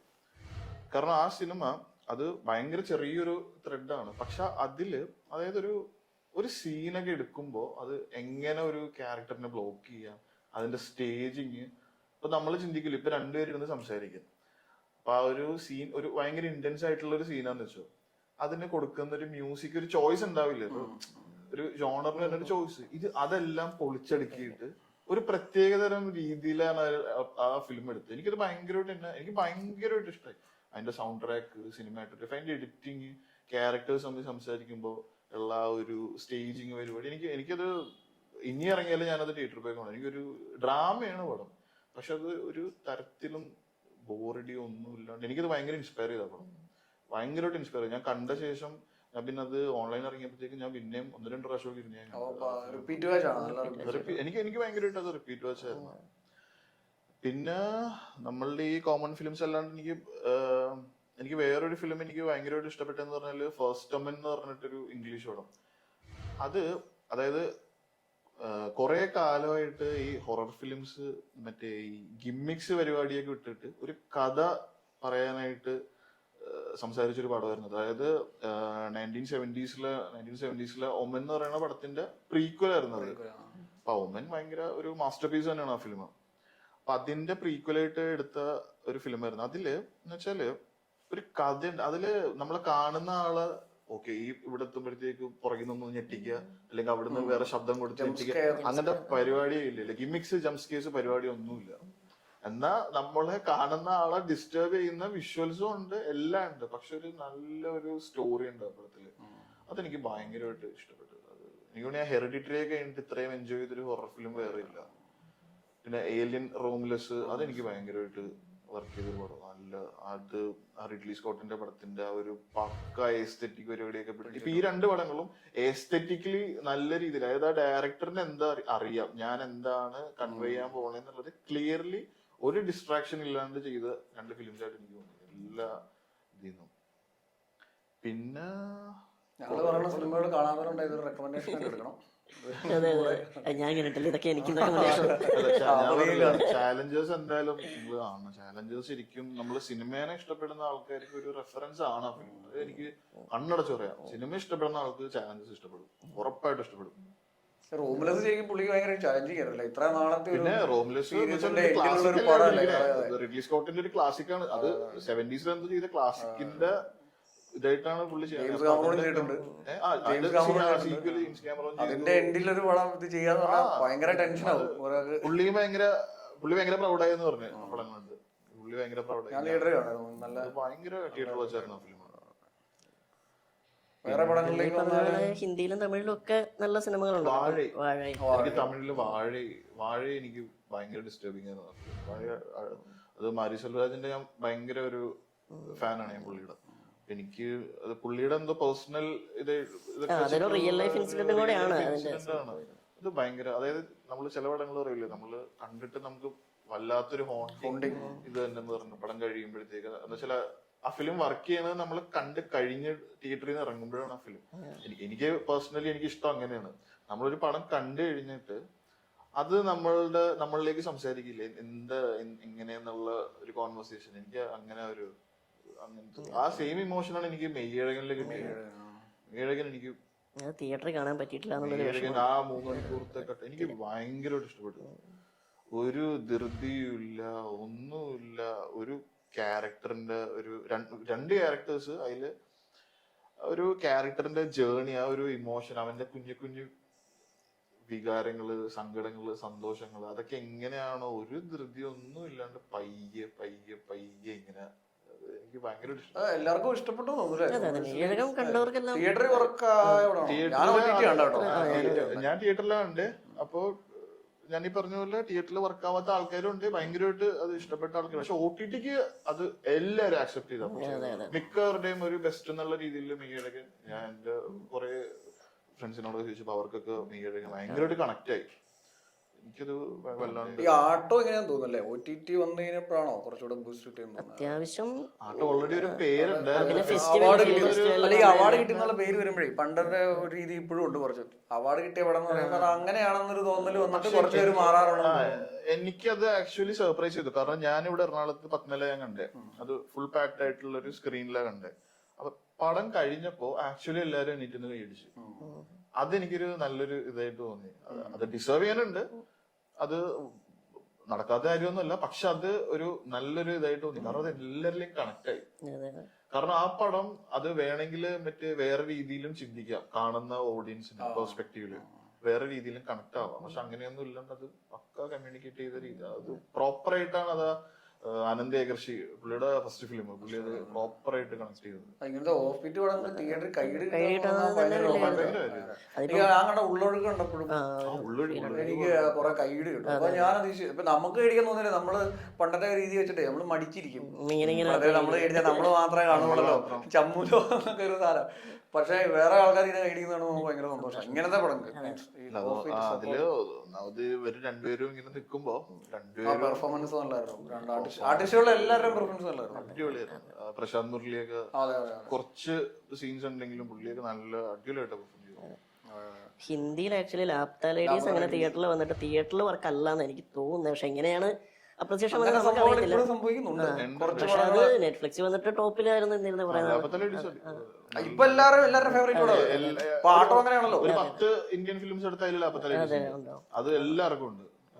പക്ഷെ പറഞ്ഞാല് തിയേറ്ററിൽ എത്ര കിട്ടിയോന്ന് അറിയത്തില്ല. അതിനർഹിക്കുന്ന ഒരു അങ്ങനെ എല്ലാരും പോയി കണ്ടു എന്ന് എനിക്ക് തോന്നുന്നില്ല ഫിലിം. ഞാനും നെറ്റ്ഫ്ലിക്സിൽ തന്നെ ഞാനും കണ്ടു കഴിഞ്ഞപ്പോ എനിക്ക് അത് മിസ്സായി പോയല്ലോ. ഓഡിയൻസിന് റെക്കമെൻഡേഷൻ പോലെ കൊടുക്കുന്ന സ്ഥിതിക്ക് നമുക്ക് ഈ പറഞ്ഞ പോലെ ഇങ്ങനെ കുറച്ച് അണ്ടർ റേറ്റഡ് സിനിമകളൂടെ സജസ്റ്റ് ചെയ്യാം. ഇൻ കേസ് ആരെങ്കിലും മിസ് ചെയ്തിട്ടുണ്ടെങ്കിൽ ഇപ്പം മറ്റേ ആ സിനിമ ടോവിനോയുടെ അതിന്റെ പേര് അന്വേഷിപ്പിംഗ് കണ്ടെത്തും. അതെനിക്ക് ഈ ബഹളത്തിനിടയിൽ അതെനിക്ക് തോന്നുന്നത് മറ്റേ പ്രേമലു ആവേശത്തിന്റെ സമയത്ത് എന്താന്ന് തോന്നുന്നത്. അങ്ങനെ അത് പ്രോപ്പർലി എത്തിയില്ല എന്ന് തോന്നുന്നു. പക്ഷെ അത് ഒരു കാരണം അത് ചിലരൊക്കെ ഞാൻ ഇങ്ങനെ പറഞ്ഞു കേട്ടോ, അത് ഒരു ചെറിയ രീതിയിലുള്ള കള്ളന്മാരെയൊക്കെ പിടിച്ചിട്ടുള്ള ചെറിയ രീതിയിലുള്ള പോലീസുകാരാണ്. അപ്പൊ അവരുടെ അന്വേഷണം എന്ന് പറഞ്ഞല്ല. അപ്പൊ അതിപ്പോ ഈ കൽക്കിയൊക്കെ പോലെ പോലീസ് അങ്ങനത്തെ ഒരു പടമൊക്കെ പ്രതീക്ഷിക്കും. അത് പറയുമ്പോ നേരത്തെ സൂരജ് പറഞ്ഞ അറിയില്ലേ, നമ്മുടെ ഒരു സിനിമ കാണാൻ പോകുമ്പോ എല്ലാം ഇഷ്ടപ്പെടും, പക്ഷെ നമ്മൾ ആ സിനിമ അങ്ങനെയാണെന്ന് മനസ്സിലാക്കിയിട്ട് അപ്പൊ പിന്നെ നമുക്ക് അവിടെ ചെല്ലുമ്പോ അതിങ്ങനെ കിട്ടിയില്ലോ ഇങ്ങനെ കിട്ടിയില്ലോ എന്നുള്ള നിരാശയില്ല. അല്ല, ഇതേ സാധനം ചിലപ്പോ എനിക്ക് കിട്ടിയിട്ടുണ്ടാവും. കാരണം അന്വേഷണം കണ്ടെത്താൻ പോകുമ്പോ ഞാൻ ഏകദേശം ട്രെയിലർ കണ്ടിട്ടാ പോയെ. അപ്പൊ ഞാൻ അപ്പൊ ശരിക്കും അത് നമ്മുടെ ട്രെയിലറിന്റെയും ടീസറിന്റെ ഒക്കെ ഇമ്പോർട്ടൻസ് ആണോ? അതെ, സത്യം. അത് വെറുതെ വഴിതെറ്റിക്കുന്ന ട്രെയിലറിൽ ഇറങ്ങി കഴിഞ്ഞാൽ പടത്തെ ഭയങ്കരമായിട്ട് ഈ ട്രെയിലറിന്റെ കാര്യം പറഞ്ഞപ്പോഴേ എനിക്ക് വല്ലാണ്ട് തോന്നിയിട്ടുണ്ട്. നമ്മളുടെ ഇൻഡസ്ട്രിയിലാണ് ഏറ്റവും നന്നായിട്ട് ട്രെയിലേഴ്സ് എഡിറ്റ് ചെയ്യുന്നത്. കാരണം ഈ 3 മിനിറ്റും 2.5 മിനിറ്റും ഒന്നും ഇല്ലാണ്ട് ഈവൻ ഉണ്ടെങ്കിൽ പോലും ചില ട്രെയിലേഴ്സ് ഉണ്ടാവാറുണ്ട്. പക്ഷെ അതില് നമ്മള് പ്ലോട്ട് റിവീൽ ചെയ്യുന്നത് അല്ലെങ്കിൽ ഒരു തരത്തിലും ഇപ്പൊ ഒരു ത്രില്ലറിന്റെ ഒരു ഇതാണെങ്കിൽ പോലും 1.5 മിനിറ്റ് 2 മിനിറ്റ് ഉണ്ടെങ്കിലും നമ്മള് എന്താണെന്നുള്ളത് കൊടുക്കുന്നില്ല. ഒരു ക്യൂരിയോസിറ്റി ഉണ്ടാവും.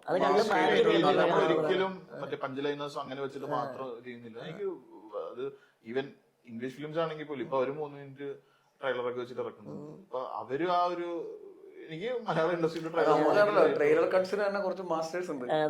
ലിൻഡോ ഗ്രീൻ, മനോജ് നൈറ്റ് ശ്യാമളുടെ ഒരു സിനിമയില്ലായിരുന്നോ ട്രാപ്പോ അതിന്റെ ട്രെയിലർ കണ്ടപ്പോ എനിക്ക് സിനിമ മുഴുവൻ മനസ്സിലായി. ഇനി അതാണോ സിനിമ എന്ന് അറിയത്തില്ല, പക്ഷെ സിനിമ അതിലൊരു ഐഡിയ കൊടുക്കുന്നുണ്ട് ഇതാണ് ഇന്നൊരു. പക്ഷെ അത്രയും വേണ്ടായിരുന്നു തോന്നി ആ ട്രെയിലറിൽ. നമ്മുടെ ഇവിടെ എനിക്ക് 2 മിനിറ്റ് കൂടുതലുള്ള ട്രെയിലേഴ്സ് ഒക്കെ വളരെ കുറവാണ്, വളരെ ചുരുക്കം വരാറുള്ളൂ. അത് നമുക്ക് ഈ പറഞ്ഞ ഞാൻ പറഞ്ഞ ആവേശത്തിന്റെ ട്രെയിലർ അടിപൊളി ട്രെയിലറായിരുന്നു. ഇഷ്ടപ്പെടാതെ പല പടം തന്നെ ട്രെയിലർ എനിക്ക് ഇഷ്ടപ്പെട്ടിട്ടുണ്ട്. ഞാൻ ട്രെയിലർ കട്ട്സ് വേണ്ടി നമുക്കിവിടെ കുറച്ച് മാസ്റ്റേഴ്സ് ഉണ്ട്, രാജ്കുമാർ കുറെ പേരുണ്ടല്ലോ. അതൊരു ബ്രില്യൻസ് ഉണ്ട് ആ സംഭവത്തില്.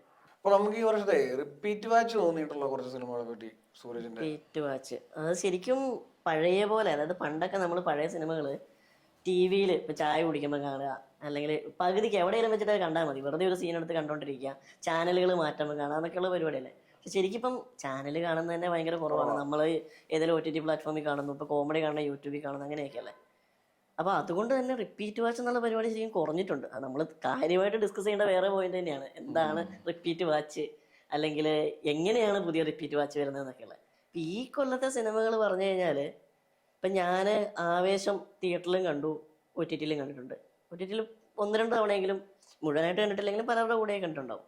മഞ്ഞുമ്മൽ ഞാൻ 2 തവണ തിയേറ്ററിൽ കണ്ടത്, അത് ആഗ്രഹിച്ച് തന്നെ കണ്ടതാണ്. പക്ഷെ അതിനകത്ത് ചിലപ്പം ബ്രോ പറഞ്ഞ കാരണമുണ്ട്, എനിക്ക് തന്നെ മനസ്സിലായിട്ടില്ല ഇത് എന്താണ് എന്നെ അട്രാക്ട് ചെയ്യുന്നത്. ചിലപ്പോൾ അതിന്റെ സൗണ്ട് ആയിരിക്കും, അതിന്റെ വിഷ്വൽ ആയിരിക്കും, പിന്നെ സ്റ്റോറിയുടെ ഒരു ഹുക്കിംഗ് സാധനം ഉണ്ടല്ലോ, ഒരു നമുക്ക് ആവേശം കിട്ടുന്ന ഗൂസ് ബംസ് സാധനം എന്നൊക്കെ പറയുന്ന ഒരു സാധനമുണ്ട്. അങ്ങനെ അതെങ്ങനെ കണ്ടു 2 വട്ടം. എനിക്കൊന്ന് തിയേറ്ററിൽ ഞാൻ 2 വട്ടം കണ്ട ഒരു സിനിമ ഉണ്ടാവുള്ളൂ, മിക്കതും മഞ്ഞുമല മാത്രമേ ഉണ്ടാവുള്ളൂ. പിന്നെ വാഴ സിനിമ ഞാൻ തിയേറ്ററിൽ കണ്ടു. തിയേറ്ററിൽ കണ്ടതിനേക്കാളും എനിക്ക് OTT കണ്ടപ്പോൾ കുറച്ചും കൂടെ വർക്കായി ആ സിനിമ. കാരണം നമ്മൾ കുറച്ചും കൂടെ ഇതാണ് പരിപാടി എന്ന് മനസ്സിലാക്കിയിട്ടാണല്ലോ കാണുന്നത്. അപ്പൊ അതിലെ എന്തൊക്കെയായിരുന്നു ആളുകൾക്ക്, കാരണം തിയേറ്ററിൽ വർക്കായ സിനിമയാകുമ്പോൾ തന്നെ നമ്മൾ കാണുമ്പോൾ അത് എന്താണ് വർക്കായിരിക്കുന്നത് എന്ന് മനസ്സിലാക്കാനും കൂടെ ആയിരിക്കും. നേരത്തെ പറഞ്ഞ പരിപാടിക്ക് ആൾക്കാർ ഉപയോഗിക്കുന്ന ഒരു പടം തോന്നുന്നു, നമ്മൾ ഈ ചുമ്മാ ഇരിക്കുമ്പോൾ. അതെ, അങ്ങനെയുണ്ട്. ഇത് നമ്മൾ മറ്റേ ചർച്ചയിലേക്ക് വരുന്ന സാധനം ശരിക്കും ഈ ഒരു റീലിന്റെ കാലമാണല്ലോ. അപ്പൊ അതുപോലെയൊക്കെ കണ്ടാലും മതി, ഒരു പീസ് കണ്ടാലും അത് വർക്കാവും. അങ്ങനത്തെ ഇപ്പൊ ഗുരുവായൂർ അമ്പലനടയിലാണെങ്കിലും ഒക്കെ അങ്ങനത്തെ കിട്ടിയിട്ടുണ്ട്, കുറച്ചൊരു എന്റർടൈനിങ് പരിപാടി. പിന്നെ ഈ പറഞ്ഞ പോലെ എനിക്ക് തോന്നുന്നു പ്രേമലു തിയേറ്ററിൽ കണ്ടു, OTTയിലും കണ്ട സിനിമ ആസ്വദിച്ച് തന്നെ കണ്ടേ. OTTയിൽ ആക്ച്വലി ഞാൻ 2-3 തവണ കണ്ട സിനിമയാണ് മറ്റേ ഭരതനാട്യം. ഒരു തവണ എനിക്ക് കാണാൻ വേണ്ടി തന്നെ ഇരുന്നുണ്ട്, ഭയങ്കരമായിട്ട് ഇഷ്ടപ്പെട്ടു. എന്ന് വെച്ചാൽ ടെക്നിക്കലി ഭയങ്കര സംഭവം ഒന്നും അല്ല, അതിന്റെ ഒരു രസമുണ്ടല്ലോ, ഒരു ക്യൂട്ട്നെസ്, ഒരു പഴയ രാജസേന സെറ്റപ്പില്. പിന്നെ വിഷ്വലി കിട്ടുന്ന കുറെ കോമഡികൾ. ഇപ്പൊ ഫോർ എക്സാമ്പിൾ ഒരു ബാത്റൂം നന്നാക്കാൻ വരുന്ന ഒരാളെ യാത്രയാക്കാൻ വേണ്ടി എല്ലാവരും കൂടെ വന്ന് നിൽക്കുന്ന ഒരു സീനൊക്കെ ഉണ്ട്. ചുമ്മാ ഫ്രെയിമിലോട്ട് നോക്കുമ്പോൾ തന്നെ ചിരി വരുന്നത്. അപ്പൊ ഇത് വീട്ടിൽ നിന്ന് വന്നപ്പം ഞാൻ അവരെ കാണിക്കാൻ വേണ്ടി കണ്ടു. അവർക്ക് പീസ് ആയിട്ട് കാണാം, മുഴുവനായിട്ട് കണ്ടാലും കണ്ടു തുടങ്ങിയാലും ഒരു രസമുണ്ട്. ഇപ്പൊ എവിടെയെങ്കിലും വെച്ച് നിർത്തിപ്പോയാലും നമുക്ക് കുഴപ്പമൊന്നുമില്ല, കാരണം അങ്ങനെ ടെൻഷൻ ബിൽഡിങ് അങ്ങനെയൊന്നും അല്ലല്ലോ. അപ്പൊ അവർക്ക് ഇഷ്ടപ്പെട്ടു, ആ കൂടെ ഞാൻ മുഴുവൻ ഇരുന്ന് കണ്ടു. വേറെ ആരോ കണ്ടോണ്ടിരിക്കുമ്പോൾ ഞാൻ വർക്കൊക്കെ ചെയ്തുകൊണ്ടിരിക്കുമ്പോൾ കണ്ടു. അങ്ങനെ ഒരു 3 അതാണ് ശരിക്കും എനിക്ക് ഏറ്റവും റിപ്പീറ്റ് വാച്ച് തോന്നിയത് ഭരതനാട്യം. ഇനി എപ്പോഴെങ്കിലും കുറെ നാളുകൾക്ക് ശേഷം അത് കണ്ടാൽ എനിക്ക് ഇഷ്ടപ്പെടുമെന്ന് എനിക്ക് തോന്നുന്നത്.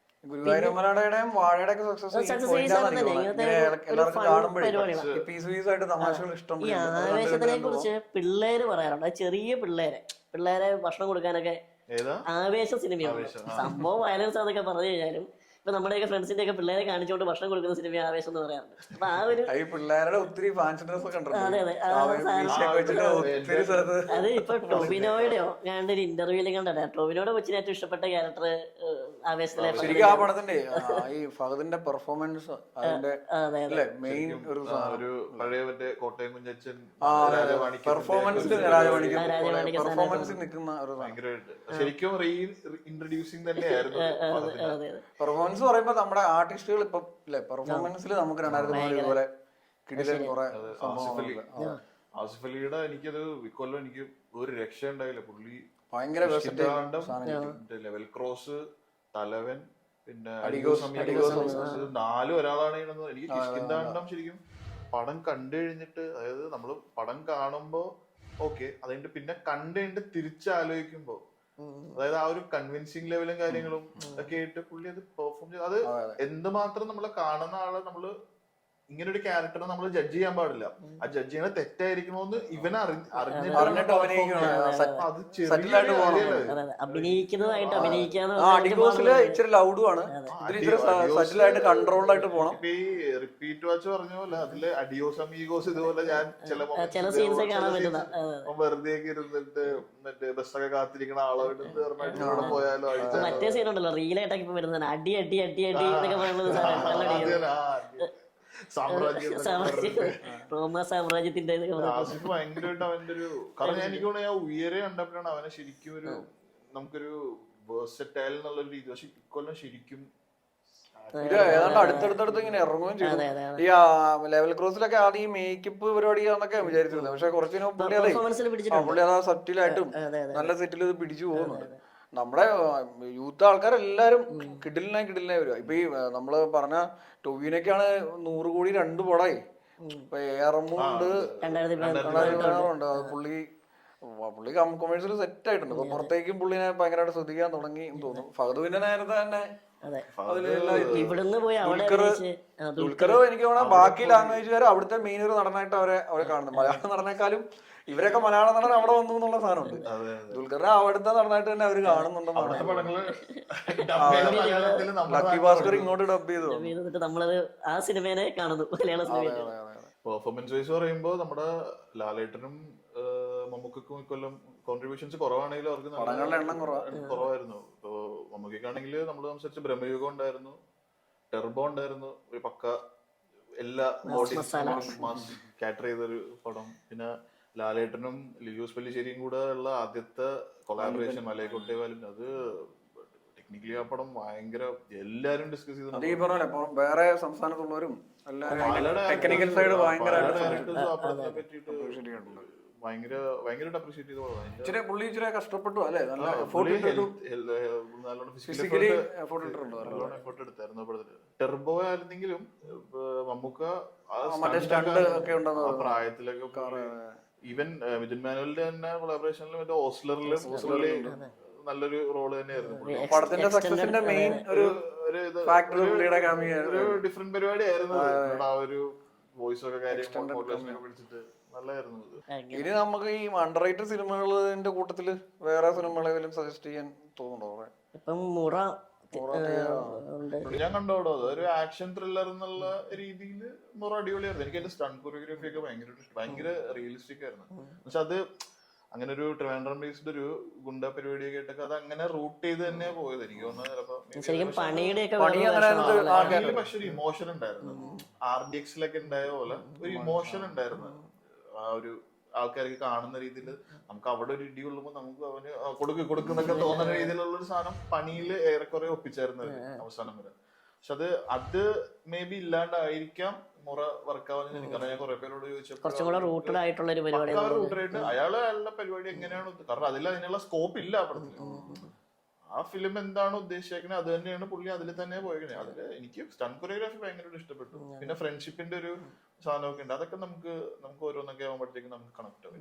കുറച്ചുകൂടെ ഓഡിയൻസ് ഡിസേർവ് ചെയ്യുന്ന പടമാണ്.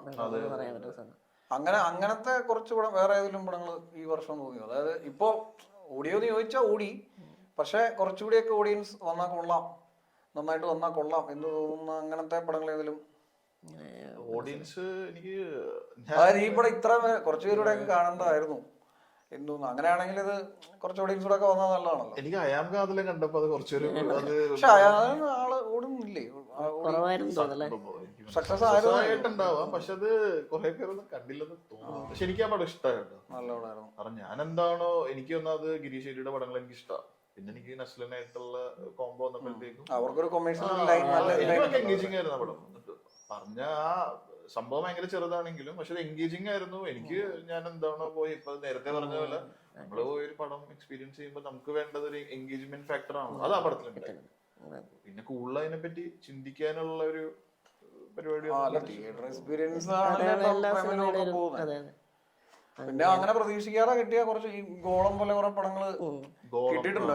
നമ്മള് പോസ്റ്ററും എല്ലാം റിലീസ് ചെയ്യുന്ന സമയത്ത് കാണും, ഇത് ഒത്തിരി പേരൊന്നും കാണൂല്ലായിരിക്കും, പക്ഷെ ഒരു അക്സെപ്റ്റൻസ് കിട്ടിയ പടമാണ്. ഞാനത് ആക്ച്വലി ഇൻസ്റ്റയിൽ ഒരുത്തിന് ഇതേപോലെ ഇത് ഡിസേർവ് ചെയ്യുന്നുണ്ട് പോസ്റ്റർ ഇറക്കിയിട്ട് ആൾക്കാർ ഓഡിയൻസ് ഡിസൈഡ് ചെയ്യുന്നുണ്ടെന്ന് പറഞ്ഞിട്ടാണ് ഞാൻ പോയി കണ്ടത്. അപ്പൊ എനിക്ക് OTT വന്നിട്ടല്ലേ തിയേറ്ററിൽ? ഞാൻ തിയേറ്ററിൽ പോയി കണ്ടത്. ഞാൻ OTT ഉണ്ട്. കുഴപ്പമുണ്ടായില്ല. ഒരു ഇൻവെസ്റ്റിഗേഷൻ പരിപാടിയും അവര് ഉദ്ദേശിച്ച സ്റ്റോറി പരിപാടിയൊക്കെ അത്യാവശ്യം കുറച്ച് വ്യത്യസ്തമായിരുന്നു. സാധാരണ ഒരു ഇതിനേല് ഫോർമാറ്റ് പിടിക്കാണ്ട് കുഴപ്പമുണ്ടായില്ല. തലവൻ ഇതേപോലെ തന്നെ ഒരു ഇതായിട്ട് ഞാൻ നേരത്തെ പറഞ്ഞതിൽ ആസിഫിന്റെ പെർഫോമൻസ് വെച്ചിട്ട് എനിക്ക് ഒന്നാമത് ഭയങ്കര ഇഷ്ടമാണ് വിജു മേനോനായിട്ടുള്ള ഒരു കെമിസ്ട്രി ആസിഫ് അലിയുടെ. മറ്റേ അനുരാഗ് കരിക്കും വെള്ളം അങ്ങനെ കുറെ ഫിലിംസ് ഉണ്ടല്ലോ. അപ്പൊ എനിക്കതില് തലവൻ അതെനിക്ക് ജിസ് ജോയ് എന്ന് പറഞ്ഞ ഡയറക്ടറിനോട് ഭയങ്കര റെസ്പെക്ട്. എനിക്ക് പുള്ളിയുടെ ബെസ്റ്റ് ആയിട്ട് എനിക്കത് പുള്ളിയുടെ ബെസ്റ്റ് തന്നെയാണ് അത്. അതായത് പുള്ളിയുടെ ഒരു ഫീൽ ഗുഡ് ജിസ് ജോയ് ഒരു ഫീൽ ഗുഡ് വേറെ ഒരു കുറച്ച് ഡാർക്ക് ഒരു ഇൻവെസ്റ്റിഗേഷൻ ഒരു ക്യാരക്ടർ എക്സ്പ്ലോറേഷനും പരിപാടി രണ്ടുപേരും നന്നായിട്ട് പെർഫോം ചെയ്തു. അതെനിക്ക് നല്ലോണം ഇഷ്ടമായി. എനിക്ക് ഇടയ്ക്ക് ജിസ്റ്റോടാണോ ഡയറക്ടറിന്റെ ബോർഡില്ലാണ്ട് ജിസ്റ്റോയുടെ ബാക്കി എല്ലാ പടങ്ങളിലും തലവനും വെച്ചാൽ നമുക്ക് പറയാൻ പറ്റില്ല ഇത് ഒരാളുടെ. പുള്ളി നമ്മുടെ എല്ലാവരുടെയും ടെക്നീഷ്യൻസും ഒക്കെ ഇങ്ങനെ വേഴ്സറ്റൈൽ ആയിട്ട് ചിന്തിക്കുന്നു എന്നുള്ളതാണ് വലിയൊരു അഡ്വാൻറ്റേജ്. ഈ ഇൻവെസ്റ്റിഗേഷൻ ഇങ്ങനത്തെ കുറച്ച് അണ്ടർറേറ്റഡ് പടങ്ങൾ ഇറങ്ങിയിട്ടുണ്ട് ഈ വർഷം. ഈ എന്താണ് CID രാമചന്ദ്രൻ എന്ന് പറഞ്ഞ തന്നെയുണ്ട്. പക്ഷെ അത് നീറ്റ് ആയിരുന്നു ഈ പറഞ്ഞ നീറ്റ് പരിപാടി എന്നുള്ള രീതിയിൽ. ഒരാളോട് അത് പറയാം ആ പടം അതായത് ആ ഫിലിം ഒരു ഡീസന്റ് പടമാണെന്നുള്ള രീതിയിൽ. അതിന്റെ അത്യാവശ്യം അതിന്റെ ടെക്നിക്കൽ പരിപാടിയൊക്കെ നല്ലതായിരുന്നു. അത്യാവശ്യം നല്ല രീതിയിലൊക്കെ അതിന്റെ ആ ഒരു ആവശ്യമുള്ള സ്കെയിലുള്ള പടം എന്താണോ അതായിരുന്നു ആ ഫിലിം. പിന്നെ ഈ പറഞ്ഞ അണ്ടർ റേറ്റഡ് അല്ല ശരിക്കും. മഹാരാജ പറയാൻ വിട്ടുപോകാൻ പാടില്ലാത്തൊരു സിനിമ എന്നുള്ള പോലെ പറയേണ്ട പരിപാടിയല്ലേ തമിഴില്. വേറൊരു പരിപാടി അതായത് എഡിറ്റിങ്ങും ആ പരിപാടിയൊക്കെയാണ് അതിന് വേറൊരു ഇതിലേക്ക് ഉണ്ടായെന്ന് തോന്നുന്നു. ഇനി ഇപ്പം പൊക്കോണ്ടിരിക്കുന്ന സൂക്ഷ്മദർശിനി അത് സെറ്റായിട്ട് ജസ്റ്റ് ഇറങ്ങിയ ഒരു രക്ഷയില്ലാത്തൊരു പരിപാടിയായിരുന്നു. പക്കാ ഒരു ഹിച്ച്കോക്ക് പരിപാടിയൊക്കെ പിടിച്ചു. അത് മലയാളത്തില് ആ ഒരു അവരുടെ കെമിസ്ട്രിയും നല്ലോണം വർക്കായിട്ട് നല്ല തിയേറ്ററിൽ നന്നായിട്ട് വർക്ക് ആവുന്നുണ്ട്. എല്ലാവർക്കും മനസ്സിലാകുന്ന ഒരു പരിപാടി. ഭയങ്കര കോംപ്ലിക്കേറ്റഡ് ഒന്നും അല്ല. എന്നാ ഫണ്ണായിട്ട് തന്നെ എന്നാ വലിയൊരു സംഭവം പറയുന്നുണ്ട്. നസ്രിയയുടെ പെർഫോമൻസ് ഭയങ്കര ഇഷ്ടമായി. ബേസിലിന്റെ പിന്നെ എല്ലാവർക്കും ഇഷ്ടമാണ്. ഇപ്പൊ മറ്റേ ഹലോ ഗോസ്റ്റ് ആണെങ്കിലും ഹലോ മമ്മി അതൊരു ഒരു ഹൊറർ കോമഡി ജോണറിൽ പെടാവുന്ന ഒരു പടം. അധികം നമ്മൾ എക്സ്പ്ലോർ ഹൊറർ കോമഡി നമുക്ക് ഒത്തിരി സ്ത്രീ ടു ഉണ്ടല്ലോ. ബോളിവുഡിലെ ഏറ്റവും ബഡ്ജറ്റ് കളക്ട് ചെയ്ത പടം. ബ്ലോക്ക് ബസ്റ്ററാണ് പടം. ഭീകര ബഡ്ജറ്റും അല്ല. ഞാൻ എങ്ങാണ്ട് 600-700 കോടിയോ അങ്ങനെ. സ്ത്രീ 1 നല്ല രസമുള്ള എനിക്ക് ഭയങ്കര ഇഷ്ടമായിരുന്നു. സ്ത്രീ 2 എനിക്ക് ഇഷ്ടമായി. 1ന്റെ ഒരു ഫാനായിരുന്നു ഞാൻ. സ്ത്രീ ഫസ്റ്റ് പടം. പിന്നെ അതൊരു ഇതുണ്ടല്ലോ ഒരു മൾട്ടിവേഴ്സ് കുറച്ച് പടങ്ങളുണ്ട്. വേദിയ അതിന്റെ എല്ലാ അതിന്റെ ഒരു ഇതുമല്ല. അവരുടെ പ്രൊഡക്ഷൻ എനിക്കത് ആ പരിപാടി ഇഷ്ടമായതുകൊണ്ട് അത് ഈ സ്ത്രീയുമായിട്ട് കമ്പയർ ചെയ്യാൻ പറ്റില്ല. ഓക്കെ എന്നേ ഉള്ളൂ. സ്ത്രീയാണ് ബെസ്റ്റ് സ്ത്രീയാണ്. അതിലെ ഒരെണ്ണാണ് ഈ ഞാൻ പറഞ്ഞ പേദിയ എന്ന് പറഞ്ഞോളൂ. അതിന്റെ എല്ലാ ഇതിന്റെ അകത്ത് പേദിയുടെ ഒരു ക്യാരക്ടറൊക്കെ വരുന്നുണ്ട്. ഇതിൽ ഒരെണ്ണം മുഞ്ചിയുടെ ലാസ്റ്റ് വരുന്നുണ്ട്. ഇതിലൊരു സീൻ അതിൽ വരുന്നുണ്ട്. നല്ല പരിപാടിയാണ്. പ്രൊഡക്ഷൻ സെയിം പ്രൊഡക്ഷനാണ് അത്. അതെല്ലാം സ്ത്രീ സക്സസ് ആയത് ഭയങ്കര. ഒന്ന് ബോളിവുഡിന് ഭയങ്കര ആശ്വാസമാണ്. സ്ത്രീ ടു ബോളിവുഡിൽ ഇപ്പം ഒത്തിരി ഇച്ചിരി സ്ട്രഗിൾ ചെയ്യുന്നുണ്ട്. അണ്ടർറേറ്റഡ് പടം നമ്മള് ഒത്തിരി പടങ്ങൾ മിസ്സാകുന്നുണ്ട്. ഓർക്കാൻ എല്ലാം ഓർത്ത് പറയാൻ പറ്റത്തില്ല. ഒരു ലിസ്റ്റ് പോലെ അവസാനം വല്ല ഒരു സ്ലൈഡ് ഇടാം. ഓർമ്മയിൽ കിട്ടും. എല്ലാം ഓർത്തെടുക്കാൻ പറ്റില്ല. പിന്നെ നമുക്കിനി പ്രതീക്ഷകളിലേക്ക് പോകാം. നമുക്ക് 2025 പ്രതീക്ഷകള് ഗഗനചാരി പറഞ്ഞായിരുന്നല്ലോ അല്ലെ. ഇങ്ങനെ ഒരുപാട് ഗഗനചാരി പറഞ്ഞു. മറ്റേ ടൈം ലൂപ്പ് പടങ്ങള് ഒക്കെ പറഞ്ഞു പോയെന്ന് തോന്നുന്നു. അപ്പം മിസ്സായ പടങ്ങൾ ഉണ്ടാവാം. നമ്മള് ഓർക്കാത്ത കാര്യങ്ങൾ നിങ്ങളെ ഓർമ്മയിൽ പെടുന്നുണ്ടായത് ഞങ്ങളെ ഓർമ്മിക്കുക. നമുക്കും അതൊരു ശേഷം തിരിച്ചാവും. ഇനി 2025 പ്രതീക്ഷകളിലേക്ക് വന്നാൽ ഇനിയുള്ള പ്രതീക്ഷകൾ എന്നുള്ളവർ മെയിൻ ആൾക്കാർ നോക്കിയിരിക്കുന്ന സാധനം എനിക്ക് തോന്നുന്നത് എമ്പുരാനാണ് എല്ലാവരുടെയും.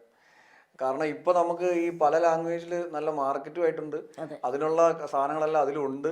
അപ്പൊ ഒരു കള ഇങ്ങനെ ഒരുങ്ങി നിൽപ്പുണ്ട്. ചിലപ്പോ ഇന്ത്യ മുഴുവൻ പോകാൻ പറ്റുന്ന ഒരു തുടങ്ങിയ എല്ലാ പാരാമീറ്റേഴ്സിലും വലിയ ഇതിൽ കൊണ്ടുതന്നെ വരാനൊരു സാധനമാണ്. പിന്നെ അവരെന്ത് ചെറിയ പടാന്ന് പറഞ്ഞാലും നമ്മൾ നല്ലപോലെ എക്സ്പെക്ട് ചെയ്തിരിക്കും. അതുപോലെ റാം 2 ഉണ്ട്. 2 ഭാഷയായിട്ടാണ് റാം വരുന്ന മോഹൻലാൽ. അതിന് എന്തൊക്കെ പ്രത്യേകതകളുള്ള പടമാണെന്ന് പറഞ്ഞു. അതിന്റെ അവരുടെ പിന്നെ ആ ഇവരെല്ലാരും വേറെ ഒരെണ്ണമുണ്ട് ഈ മഹേഷ് നാരായണന്റെ മമ്മൂട്ടി മോഹൻലാൽ ഓ അതൊരു കുഞ്ചാക്കോ ബോബൻ അല്ല, കുഞ്ചാക്കോനാന്ന് തോന്നുന്നു. അല്ല, കുഞ്ചാക്കോനാന്ന് കുഞ്ചാക്കോനുണ്ട്. തോന്നുന്നു. തന്നെ അത് ഷൂട്ട് തുടങ്ങി തോന്നുന്നു. അതെ അതെ. അതൊരു ഹരീഷ്ണൻസിന് ശേഷമുള്ള പടമാണ്. അവര് മൂന്നുപേരും മമ്മൂട്ടി ഇപ്പൊ ഒന്നാമത് ഒരു എക്സ്പെരിമെന്റൽ അതെ അതെ, പല പല പരിപാടികൾ. ഇപ്പം വിനായകനും മമ്മൂട്ടിയുള്ള പടം വരുന്നു. അതിലെന്തോ വ്യത്യസ്തമായ പരിപാടിയാന്ന് പറയുന്നത്. വില്ലൻ പരിപാടിയൊക്കെ പിടിച്ചിട്ടൊക്കെ ഉള്ള ഒരു സാധനം. വെറൈറ്റിയും അതോടുകൂടി തന്നെ നമ്മുടെ എന്താ പറയുക ബഡ്ജറ്റ് ഇറക്കി മാസം തുടങ്ങുന്നത് കൊമേഴ്ഷ്യലും രണ്ടും കൂടെ നമ്മുടെ തരുൺ മൂർത്തിയുടെ മോഹൻലാൽ ശോഭന. വർഷങ്ങൾക്ക് ശേഷം അത് ആൾക്കാരെല്ലാം കാത്തിരിക്കണ. എനിക്ക് തോന്നുന്നേ ഇതാ അല്ലേ മാമ്പഴക്കാലം എന്തോ അല്ല അത് കഴിഞ്ഞിട്ട് മോഹൻലാൽ ശോഭനയാണല്ലോ നമ്മുടെ മെയിൻ മലയാളികളുടെ മെയിൻ കപ്പിൾ അത് വരുന്നു. അത് നമുക്ക് ആവേശത്തോടെ കാത്തിരിക്കാൻ കുറെ സാധനമുണ്ട്. വേറെ ഓർമ്മയില് അങ്ങനെ വരുന്നില്ലേ? അല്ല പിന്നെ നമ്മളെ ഈ വലിയ ബഡ്ജറ്റ് ഇപ്പൊ നമ്മളെ ഇതുപോലത്തെ ഇൻട്രസ്റ്റിംഗ് സാധനങ്ങളുള്ള സാധനം നമ്മളിപ്പോ അറിയുള്ളൂ. ശോഭന ഉണ്ടെന്നൊക്കെ പറഞ്ഞ് നമ്മൾ അറിയുന്നു. അതുപോലെ ചെറിയ ഇവിടങ്ങൾ അറിയണമെന്നില്ല. മെയിൻ സ്ട്രീം സിനിമ മാത്രമല്ല, നമ്മൾ ആക്ച്വലി ഒരു നല്ല അടിപൊളി സീരീസ് ഇക്കൊല്ലം ഹോട്ട്സ്റ്റാറിന് വേണ്ടിയിട്ട് 1000 Babies എന്ന് പറഞ്ഞിട്ടൊരു അടിപൊളി അത് ഇന്ത്യ മുഴുവൻ ശ്രദ്ധിച്ചു. നമ്മുടെ ഒരു അഭിമാനം തന്നെ 2024 അഭിമാനം തന്നെ. നല്ലൊരു സാധനമായിരുന്നു പുള്ളിക്കാരത്തിന്റെ ഒക്കെ കൊണ്ടുവന്നത്. നല്ലൊരു വർക്കായിരുന്നു, നല്ലൊരു quality wise. Original language Malayalam തന്നെയല്ലേ? ഈവൻ അതിന്റെ ട്രെയിലർ കണ്ടപ്പോ ഞാൻ എന്തോ ഹിന്ദി പരിപാടി എന്നുള്ളത് ആദ്യം ഞാൻ കണ്ടില്ലേ? അപ്പൊ നമ്മളോർത്ത് ഞാൻ അങ്ങനെ ആദ്യം ഒരു സംശയം. അതില് റഹ്മാന്റെ ഒക്കെ പെർഫോമൻസ് ഒക്കെ എനിക്ക് എല്ലാരും നന്നായിട്ടുണ്ട്. സഞ്ജു ശിവറാം നല്ലൊരു സാധനം. അതില് അതായത് എനിക്ക് സീരീസിൽ കുറച്ചും കൂടെ തോന്നിയെന്ന് പറഞ്ഞാല് ആ ഒരു ഫ്രീഡം എടുക്കുമ്പോഴേ, സീരീസ് എന്നുള്ള ഫ്രീഡം എടുക്കുമ്പോ ആ സ്റ്റോറി ബിൽഡ് ചെയ്യാനും പിന്നെ സാധാരണ ഈ അതിൽ കുറച്ച് വയലന്റ് സീൻസ് ഒക്കെ ഉണ്ടല്ലോ, അതൊക്കെ അവർ നല്ലോണം ഒട്ടും ഒരു ഗ്ലോറിഫൈ ചെയ്യാണ്ട് അത് വേണ്ട രീതിയിൽ കാണിക്കുകയും ചെയ്ത അതുകൊണ്ടാണ് ഈ പറയുന്ന പോലെ മലയാളത്തിൽ തന്നെയാണോ എന്ന് നമുക്ക് തോന്നിപ്പിക്കുന്ന ഒരു സ്റ്റാൻഡേർഡിലേക്ക് വരുത്താൻ പറ്റിയത്. എല്ലാ ടെക്നിക്കൽ സൈഡും അടിപൊളിയാണ്. അപ്പൊ അതും പ്രതീക്ഷ നമുക്ക് ഇനി അടുത്ത വർഷത്തേക്ക് ഇതുപോലത്തെ സീരീസുകൾ വരാം. മറ്റേ മഹീന്ദ്രൻ അങ്ങനെ കുറെ മലയാളത്തിൽ ഒത്തിരി സീരീസുകൾ വന്നിട്ടുണ്ട്. മെയിൻ സ്ട്രീം നടന്മാരും ഒക്കെ സീരീസ് മലയാള സിനിമ വരുന്നത് ഭയങ്കര. ഇപ്പം നിവിൻ പോളിയുടെ ഒരു സീരീസ് വരുന്നുണ്ട് പരിപാടി. കഴിഞ്ഞ ദിവസം സീരീസ് ആണല്ലേ? പെട്ടെന്ന് സിനിമയാണ് പറഞ്ഞത്. അപ്പൊ അടുത്തോളം കൂടുതൽ സീരീസ് വലിയ വലിയ സ്റ്റാർസ് വരും, സീരീസിലേക്ക് വരും. അപ്പൊ നമുക്ക് എന്ത് ചിന്തിച്ചാലും ചെയ്യാൻ പറ്റുന്ന ഒരു ഇൻഡസ്ട്രി അടുത്ത കൊല്ലം കുറച്ചുകൂടെ കളാങ്ങ് ഒരുങ്ങുന്നു വിചാരിക്കാം. ഓരോ ലെവലും കേറിക്കൊണ്ടിരിക്കുകയാണ്. അതെ, നമ്മള് നമ്മളുടേതായ വിഷൻ വെച്ചിട്ട് അത് ഫോക്കസ് ചെയ്ത് അങ്ങനെ തന്നെ പടങ്ങൾ ചെയ്യട്ടെ. ഒരു ട്രെൻഡും ഫോളോ ചെയ്യാണ്ട് നല്ല നല്ല പടങ്ങൾ ഉണ്ടാവട്ടെ. അപ്പൊ അങ്ങനെ പ്രതീക്ഷ നമുക്ക് നിർത്തിയാലോ? ഒത്തിരി പറഞ്ഞാൽ നമ്മുടെ അടുത്ത എപ്പിസോഡുകൾ കാണാൻ ആൾക്കാർ ബോറടിക്കാത്ത രീതിയിൽ. അപ്പം കൺക്ലൂഡ് ചെയ്യാം. സന്തോഷത്തോടെ അപ്പൊ നമ്മള് ഈ പറയുന്ന പോലെ പറയുന്നതിനകത്തൊക്കെ ചില എന്തെങ്കിലുമൊക്കെ നിങ്ങൾക്ക് ഡിഫറെന്റ് ആയിട്ടുള്ള ഒപ്പീനിയൻസ് ഉണ്ടായേക്കാം. നമ്മളും ഒത്തിരി മാസ്റ്റേഴ്സോ അങ്ങനെയൊന്നുമല്ല. അപ്പൊ നിങ്ങളുടെ അഭിപ്രായങ്ങൾ ഉറപ്പായിട്ട് പറയണം. പേഴ്സണൽ മെസ്സേജ് ആയാലും അല്ലെ കമന്റ് ആയാലും പറയണം. എന്നാലേ നമുക്കൊരു ഡിസ്കഷൻ ആവുള്ളൂ. ഞങ്ങളുടെ സന്തോഷം അതാ. കൂടുതൽ ആൾക്കാർ സിനിമ ഇതുപോലത്തെ പ്രേമികൾ കൂടുതൽ പേരുമായിട്ട് ഇന്ററാക്ട് ചെയ്യുക. ഇതാണ് അൾട്ടിമേറ്റ് ഞങ്ങളുടെ സന്തോഷം. സിനിമ ഡിസ്കസ് ചെയ്യുക. അപ്പൊ അതാ ഞങ്ങളുടെ കുഞ്ഞു സർക്കിളിൽ നിന്ന് വലുതാകാനാണ് നമ്മൾ ഈ പരിപാടി തുടങ്ങിയത് തന്നെ. അപ്പൊ അത് ആണ് മെയിനായിട്ടും നമ്മൾ പ്രതീക്ഷിക്കുന്നത്. മുമ്പോട്ട് ഒരുപാട് എപ്പിസോഡുകൾ ചെയ്യണമെന്നുണ്ട്. അപ്പം തൽക്കാലം ഞങ്ങൾ ഇത് അപ്പൊ അടുത്ത കൊല്ലം നമുക്ക് അടിപൊളിയാവട്ടെ. അടുത്ത വേറൊരു എപ്പിസോഡിൽ കാണാം.